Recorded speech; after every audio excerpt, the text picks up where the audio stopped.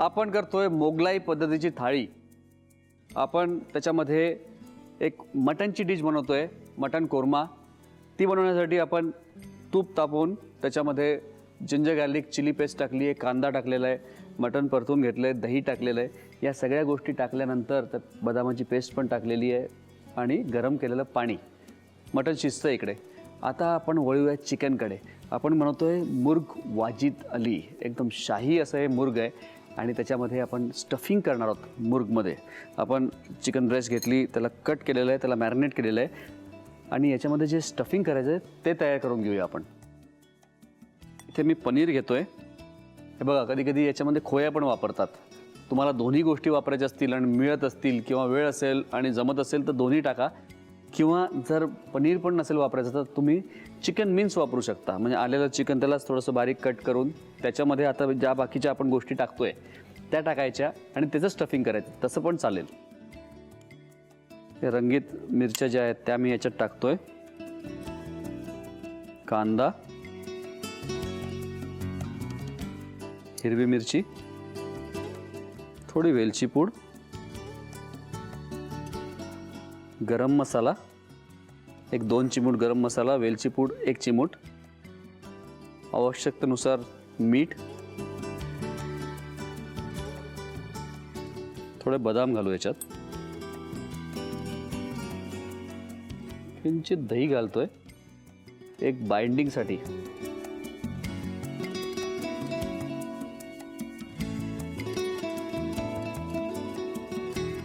हे जे सारण आहे हे तयार झालेलं आहे, पनीरपासून आपण तयार केलेलं आहे। आता आपल्याला हे चिकनमध्ये भरायचं आहे।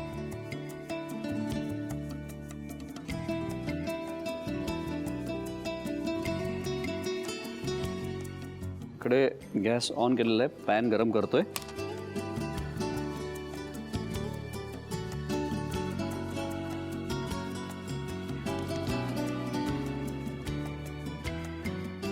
याला असं रोल करून घेतोय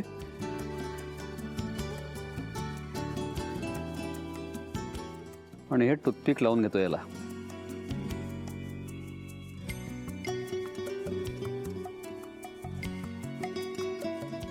थोडंसं इथे तेल घेतोय आणि आता हे जे स्टफ केलेलं चिकन आहे ते आपण पॅनमध्ये टाकणार आहोत।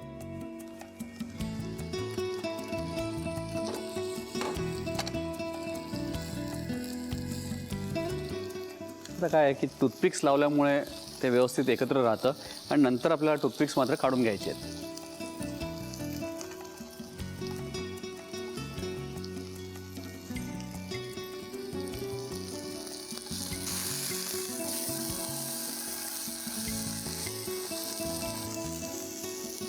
त्याला झाकण लावतोय।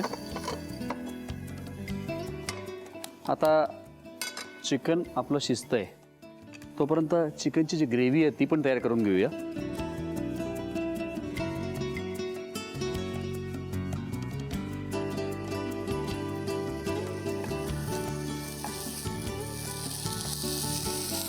सगळ्या बाजूने त्याला मी टर्न करतोय म्हणजे त्याला रंग पण येईल, चिकन शिजेल व्यवस्थित त्या दृष्टीने।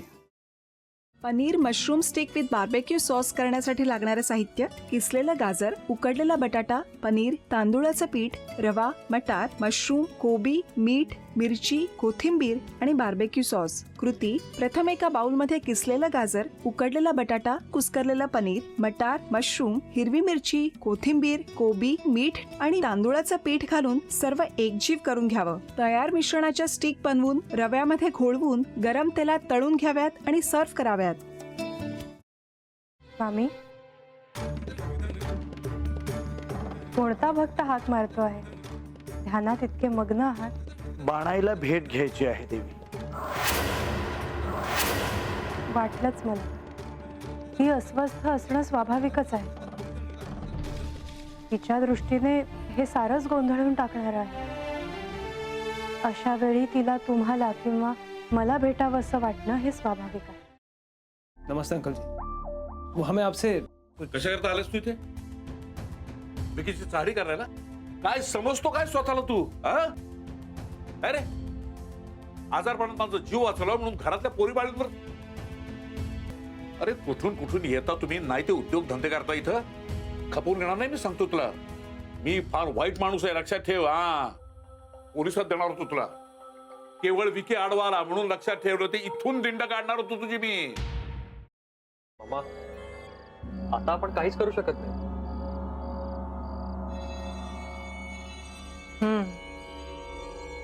पण आर्चिस, हे असं कसं शक्य आहे? आपण तर सगळे आवाज रेकॉर्ड केले होते ना, राईट? हो, मग हे असे कोणते आवाज रेकॉर्ड झाले जे आपल्याला ऐकूच आले नाहीत? I mean, how can it be possible?